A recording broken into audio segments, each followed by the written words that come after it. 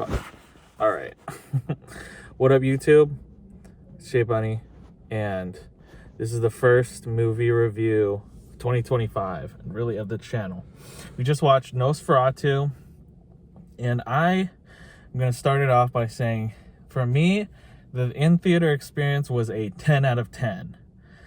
And the reason why is because me personally, I enjoyed the pacing. I felt like it got right into it. The plot was super solid. I didn't see the ending coming. It's a satisfying ending. It's a bittersweet ending.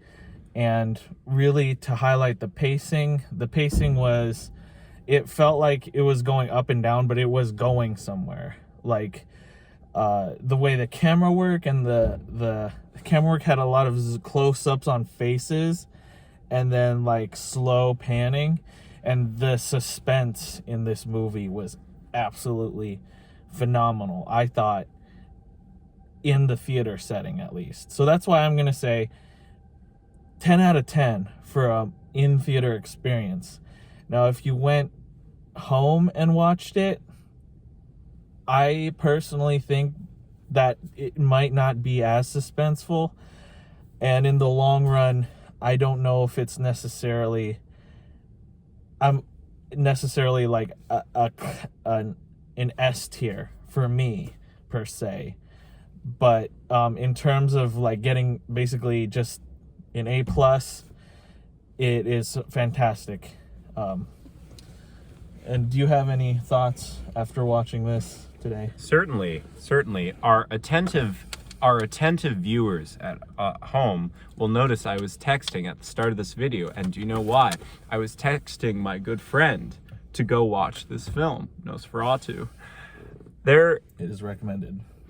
It's I look for a lot of different things when we go watch things in the movie theaters. I try to pay attention to the music. I try to pay attention to what feelings are being evoked. And the way it told the story as a drama, it brings out, it is very unique in the movies that are being released in the past couple of years. I heard about this film because they did the person did The Lighthouse, and I really wanted to see it. And the way Nosferatu told its story and the way it was designed makes me so excited to check out some other works by I think the director's name is Eggers. Yeah. One thing, one super cool thing I noticed was the costume design. Yes, I was leading over and telling Issei, like, periodically that I like the outfits, because it's just like, it's like rich people, like Lord of the Manor Britain kind of stuff, like Jack the Ripper era kind of drip. And it is so, the outfits are they just add to the vibe. They're very appropriate.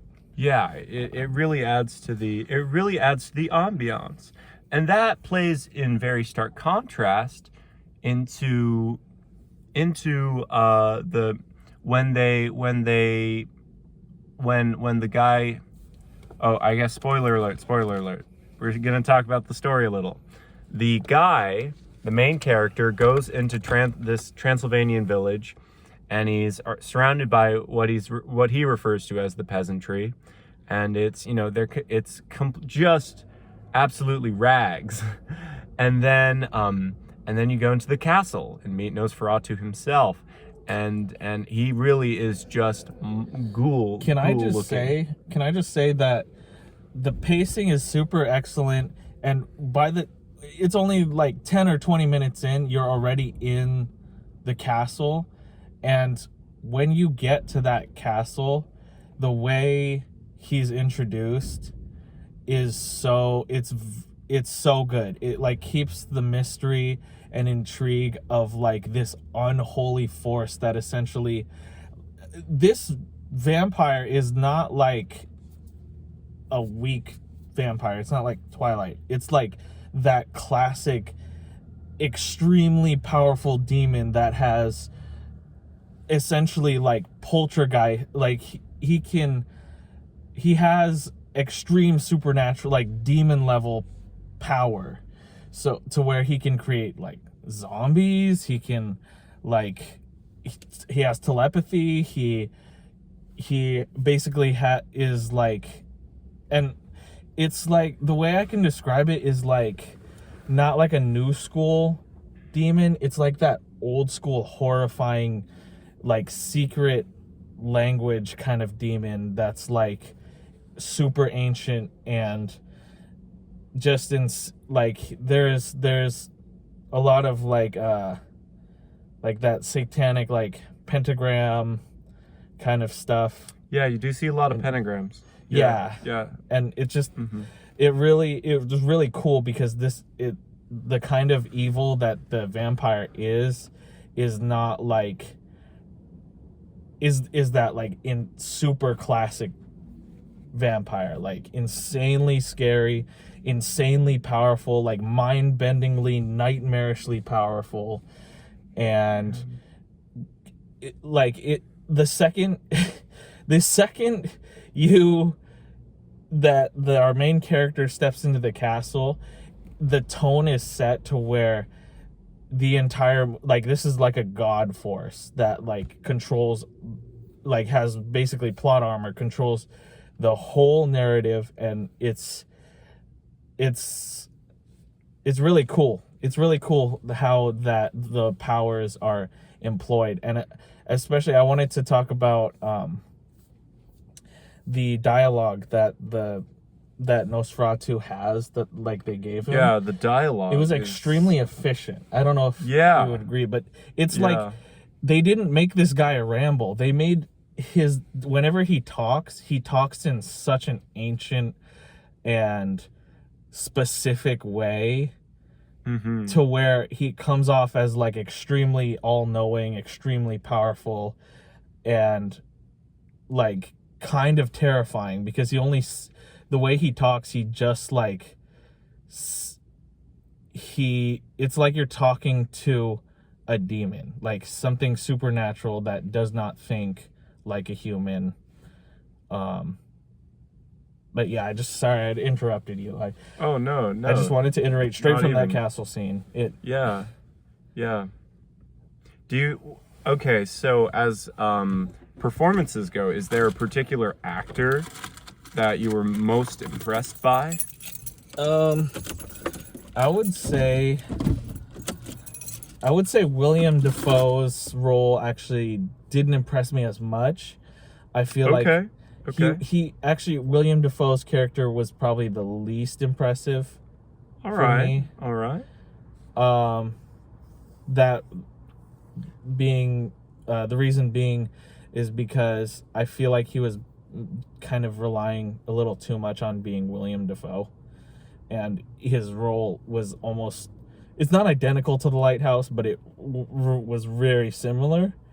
I see. Whereas in contrast to the rest of the cast, they were very believable Londoners, or English people for their time period. I thought the rest of the cast did a great job, and my favorite performance would actually be the main character, because he is a very from the start he just struck me as a genuine guy and a very believable protagonist. Like, all of his decisions made sense, and how he was acting within the confines of being basically just totally haunted by this Nosferatu was very, very believable. I felt for him.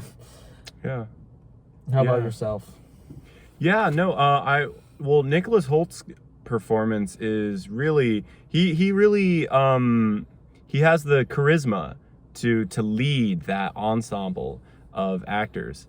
So he was definitely well cast. Yeah, he definitely he definitely all of the performances were terrific. So I to second say that. that he carried the film might be a stretch, but everyone did such a great job.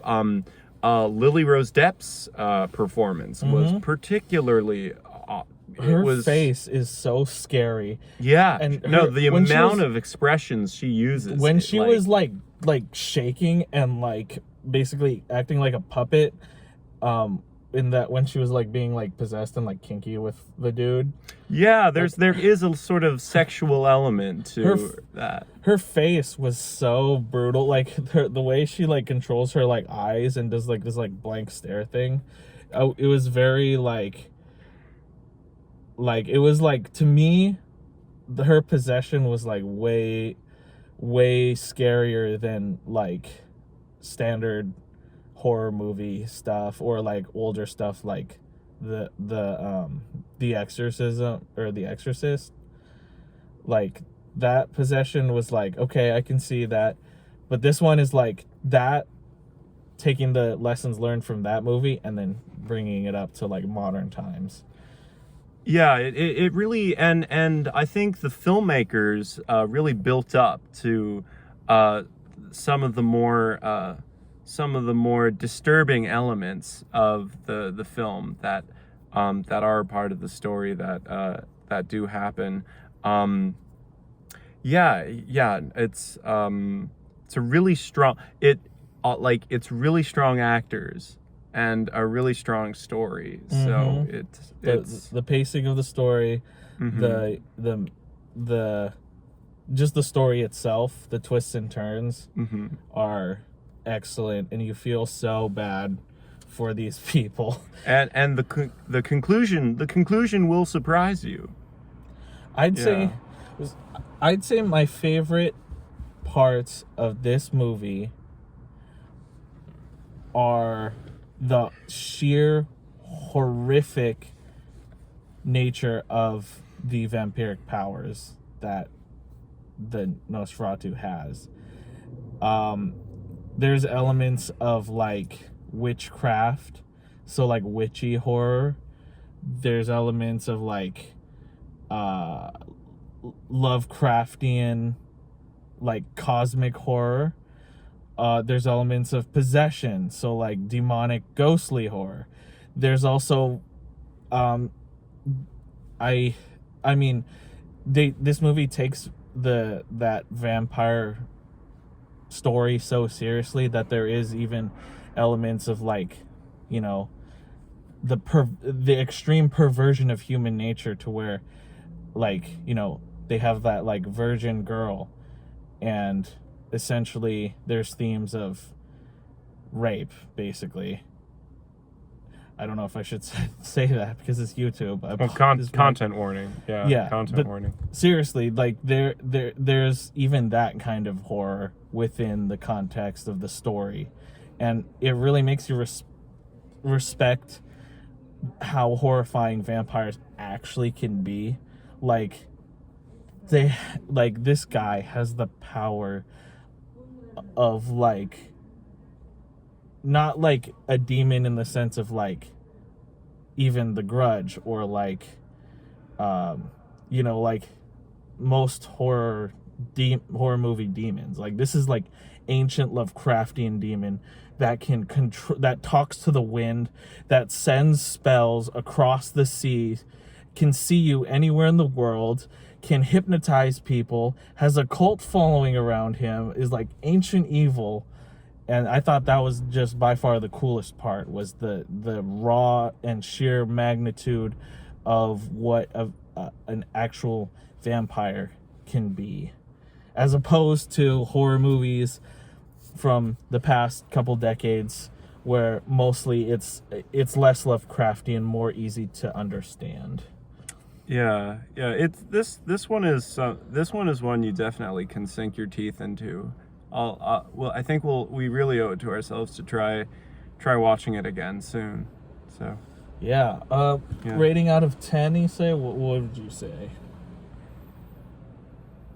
I would say I would give it a 9. A 9. Yeah, 9 out of 10. And what would you say keeps it from getting that 10? Well, it just well, I don't really consider myself a fan of horror films, and so tonally, it really, it's not necessarily my cup of tea, but I did really enjoy the artistry behind it, and it was a very, very convincing story, and really, really awesome performances. I think on a personal level, it wasn't it isn't the it isn't the type of movie that like perfectly resonates with who I am. So that's my only criticism of it, but otherwise not solid 9. Honestly, I could not agree more that the this is such a core movie. If you love vampires, it's absolutely in your alley. But if it doesn't, if you don't happen to love vampires, then you might knock off a point for it not being exactly in your lane. I think what stops me from from confidently saying this is like a timeless classic, despite being at a 10 out of 10 in the theaters, is in terms of it factor. I don't think it had that special originality to where I could confidently say it could compete with like The Shining, The Thing, Midsommar. I'm blanking on the other one, but some of the heaviest hitters at the top, greatest of all time horror movies. I wouldn't say that it is on that scale. However, I would say it is not 11 out of 10, but it's a 10 out of 10. It passes every other check besides that special it factor for me. So, yeah, with that said, 9 out of 10, 10 out of 10. Guys, it's basically a must watch and and it really surprised me how good this was, because when my impressions of the trailers was like this just seems like kind of like kinky, because there's elements of like sexual the trailers really don't do it justice. Yeah, like I was more convinced because of the audience, from what I was hearing from friends. Yeah. So I will say that. So ask some friends who've seen it. Exactly. Just get their like first hand. There's a good opinion. There's a good reason why the most popular movies do the best and they stay in theaters the longest. Wicked is number 1. Nosferatu this season is the number 2 most popular movie. I'd say the third most is Baby Girl or Moana. Polar opposites. Probably won't watch either of them. Moana's, well, I mean, none of us have kids. So, anyways, thanks for watching the first ever movie review. Nosferatu is phenomenal. I'm Jay Bunny. And I'm Ustatsu. And thank you for checking out the channel.